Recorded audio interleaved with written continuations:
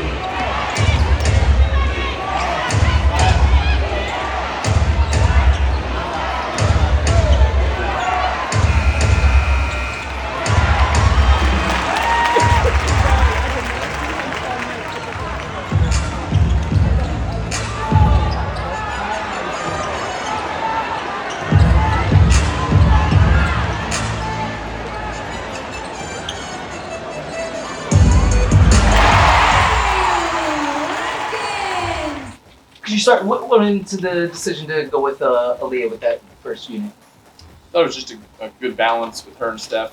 She plays so hard. I mean, you saw the way she rebounded the ball tonight, and just a little physicality and athleticism in that starting group to pair alongside Steph, kind of a natural roller popper combo, and felt like she'd earned it. So I was gonna say, how'd you feel she did it? I know I assumed that she'd like a couple of those bunnies back, but outside of that, Yeah, not just her. Otherwise I thought she did well. She tried to play our schemes. She was 11 boards in 24 minutes. She's about the only one that rebounded for us tonight, consistently. And you can see her learning game by game. offensively had the big third, but things kind of fell back off in that fourth quarter. What were the biggest differences between the two, and what do you need to do more kind of in that crunch time, especially in the fourth quarter to close out? I mean, clearly, we have to get better, especially at the start of that fourth quarter. That's, 3 games is definitely a trend. Some of it would help if we made a couple open layups when they're there, because, a lot of times those lead to runouts the other way when you don't make them. I've got to look at what we're running, obviously, and the group that's playing together. We got to take a look at it and be honest with ourselves. And some of it's just execution. We got to realize how a team's playing us. Seattle made a couple tweaks during the game. I thought we adjusted for a while, and then kind of went away from the things that were working. So, learning experience for everybody, including me. With Ariel and her 19 points, you were saying the other day you wanted to maybe make things a little easier for her. Do you feel like she got better looks today, or just converted more of them, or what do you see from her overall? I thought she got a few good looks. She's getting a lot of attention from teams. Have a couple things, I think we can do to make things easier for her, but she's doing a good job kind of toggling between off the ball and on the ball, especially with Slim out. So it was a good bounce back game for her, I thought. And Shatori heating up in, what was that, third quarter? How much did she give you lift? And it's 7 shots. You like that number? Or you want that higher? I haven't, I don't know if I've ever told Shatori she shot too much. I'm serious. She kind of usually asks what she can do better. I'm going to be more aggressive. That's pretty much my consistent message with her. So I'm glad she took what was there.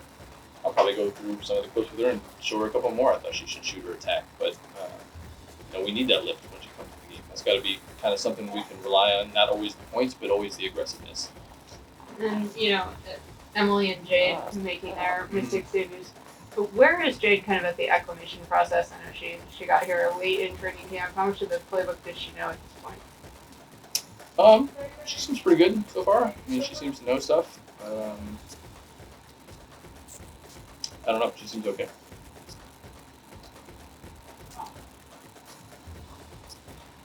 I got one real quick. What do you think about the defensive end?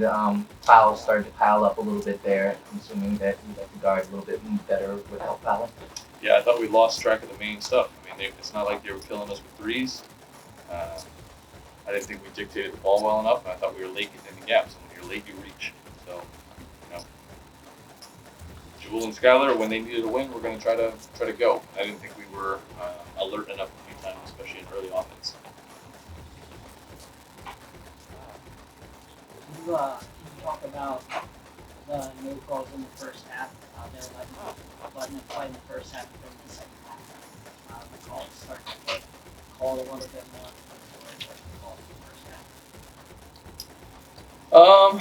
Yeah, I mean, I thought our fouls were fouls. I thought we reached.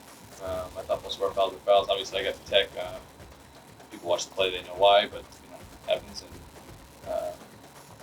I thought we fouled. So our fouling is my biggest concern. Is there a way to get Maisha going a little bit more? I'm sure there's a way.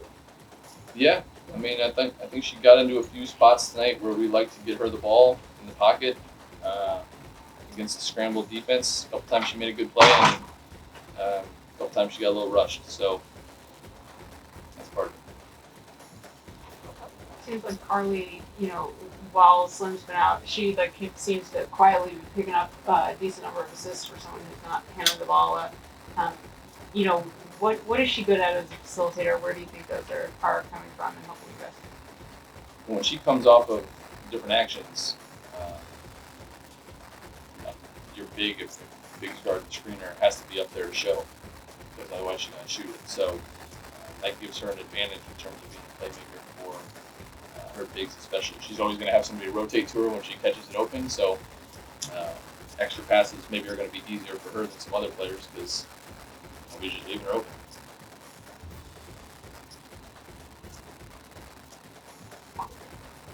Did you notice anything different about Carly? She had 11 in the first half, and then she seemed to fell on play, and then she was holding her back a little bit rough. Did you notice anything with that? No, she got, banged up a bit. It was a physical game. I think teams are, kind of happened in Connecticut the other night. Teams are quickly realizing that she'll make you pay if you make mistakes in coverage or if you leave her open. So I think sometimes it's teams recognizing in the game that they have to stay a little tighter. We got to do a better job of figuring out how to use that to get some other people open. Good bounce back for you. Eric was just kind of talking about that. Really good third quarter for both you and the team. What was working so well offensively in that third, and how can you guys kind of get that to translate over into the fourth quarters? Because it's been a couple rough ones. Yeah. Obviously moving the ball, sharing the ball, and just kind of taking what the defense did. I think that quarter you saw a lot of us smiling, pointing, cheering each other on. I just think the ball was moving. Was that the biggest difference in the fourth quarter? Just kind of got sick. I think we got in our head about what we were doing defensively, and I think it carried over to our offensive end. First start. What was the feel out there? I'm gonna guess that you wish you had a couple of bunnies back, but besides that, how do you think your first night has started with? Yeah, stepping up to the plate. I just wanted to sustain the energy that our first group has put out in the last two games. So that was my mindset stepping into this game. I think I did well. Yeah, there was a couple bunnies towards the end that I think was game changers for us. So except for me, 3 times by A. But yeah, we just gotta go back and watch film and see what we can do to be better. No, you were obviously for a debut, but was it a cool moment for you? Oh, absolutely, yeah. I think everyone was happy for me. It was cool just to kind of step into the plate. I know Kira's a big piece of our team, so I just wanted to make sure that I just got the energy and got the competitive spirit. Aaliyah, how early did you find out you were going to start? I know Eric said Kira's rest day was kind of planned. So did you find out today? Did you find out yesterday? When was it that you found out that you were starting? Yeah, coach let me know last night. So. Were you able to sleep? Were you nervous? No, I just wanted to do the things that I've been practicing, things that is going to help our team be successful. So I just try to focus on those things and just, as I said, just bringing the energy from the jump. Ariel, when the lineup changes up like that, not just Aaliyah, but Julie's starting as well. Do you think about doing anything differently as a leader, knowing that you've got 2 rookies in there? Dare I say I'm used to it at this point, the history that we have. But I know I have to communicate more. Obviously, they are rookies, but they do not play basketball very well. So there is not much instruction as far as just as much as making sure that we're staying together and we're staying on the path that we talked about as far as like our scouting and things that we need to do as a team. And picking up some of the point guard facilitating duties with Slim out. How have you kind of felt balancing that with your scoring both on Friday night and then again tonight? Yeah, I'm still learning. It's pretty much my first year doing it, kind of more so like full term, being that offense initiator, is what I like to call it, more so than PG. But I'm still learning kind of my way because it could go from me being PG to me going off the ball. We have all different types of guards that can do a lot of different things. I think we're a really versatile team. So just playing into that strength and not letting it become something that bog my mind down or try to change my game. If anything, it's an additional. How was your adjustment to rebounding this compared to college? Yeah, difference is bigger, stronger players I'm up against, strong women. So there's that factor, but I think that I just try to stay focused on my timing, focused on just trying to get extra possessions from my teammates. So it's really, but it's not too much of a change. This is what I would do. Like you said, the offensive was more free flow in the first half. That run you all went in the second quarter and the third quarter. How much did the pickup in fouls have to throw everything off? Fourth quarter in the third, basically naked to off. it does, it changes the flow of the game, right? Like it stops play, and it kills momentum. But that's on us. You can't put that on nobody. Okay. Yeah, well, yeah, not necessarily like the refs' fault, but like Yeah. how much you just constantly have to stop. Yeah, I mean, not only does it kind of stop your play, it kind of gets you a little bit mentally because oftentimes when we foul it's because we're missing coverage or because we're not doing something we're supposed to do.